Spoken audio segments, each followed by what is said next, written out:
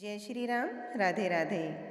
तो वट सावित्री व्रत इस बार 30 मई यानी कि सोमवार को मनाया जाएगा और हम लोग ये जानेंगे कि वट सावित्री व्रत के दौरान सुहागिन महिलाओं को कौन सी गलतियां नहीं करनी चाहिए। वट सावित्री व्रत की पूजा करने वाली सुहागिन महिलाओं को काला, नीला और सफ़ेद रंग के वस्त्र नहीं पहनने चाहिए और इन्हें काली, नीली और सफ़ेद चूड़ियाँ भी नहीं पहननी चाहिए।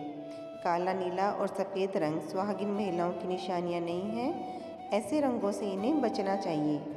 व्रत के दौरान इस दिन सुबह जल्दी उठकर स्नान आदि करके पूरी तरह से सज धज कर तैयार होना चाहिए। महिलाओं को आज के दिन 16 श्रृंगार करने चाहिए। सुंदर और आकर्षक वस्त्र पहने, चूड़ी, मांग टीका, बाजूबंद, कमरबंद, बिछिया, बिंदी ये सब इन्हें लगाने चाहिए।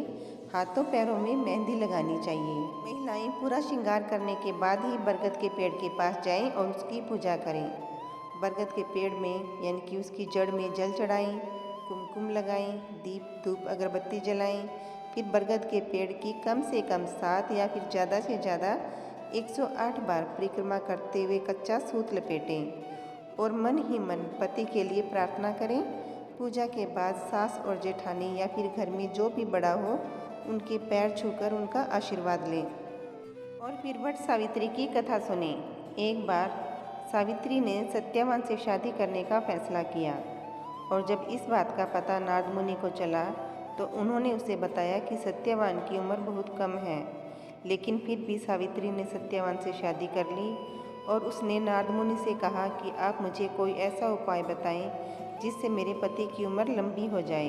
तो नारद मुनि बोले यह संभव नहीं है, लेकिन उन्होंने कहा जब तुम्हारे पति की तबीयत बिगड़ने लगे तब तुम बरगद के पेड़ के नीचे चली जाना, बरगद के पेड़ की पूजा करना।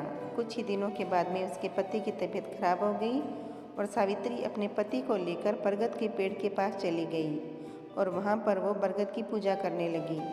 लेकिन थोड़े समय बाद में ही उसके पति की मृत्यु हो गई। कुछ ही देर बाद यमराज वहाँ पर आए और उसके पति के प्राण लेकर दक्षिण दिशा की तरफ चल पड़े। यह सब देखकर सावित्री से रहा न गया।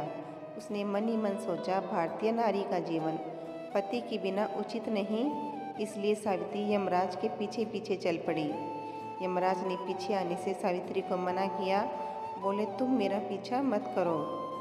सावित्री ने यमराज से कहा प्रभु मेरे पति जहाँ भी जाएंगे मैं उनके साथ साथ जाऊंगी। लाख समझाने के बावजूद भी सावित्री नहीं मानी और यमराज का पीछा करती रही।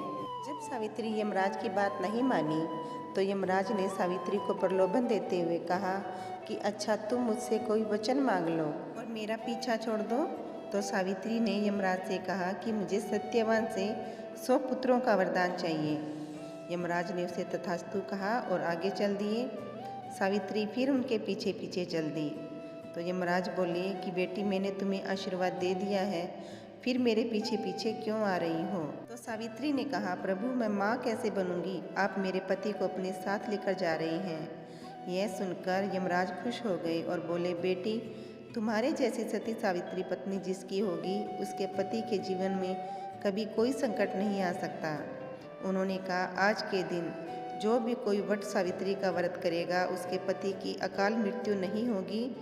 ऐसा कहकर यमराज सावित्री के पति सत्यवान को जिंदा करके वापस अपने लोग चले गए। तभी से यह मान्यता है कि इस दिन जो भी स्त्री अपने पति के लिए व्रत रखती है और पूजा करती है उसके पति की आयु लंबी होती है। तो दोस्तों आशा करती हूँ आप लोगों को आज की वीडियो पसंद आई होगी। अगर पसंद आई है तो प्लीज़ कमेंट में जय श्री राम अवश्य लिखें। आप लोगों से फिर मुलाकात होगी। आप हमेशा खुश रहें और खुशहाल रहें। जय श्री राम। राधे राधे।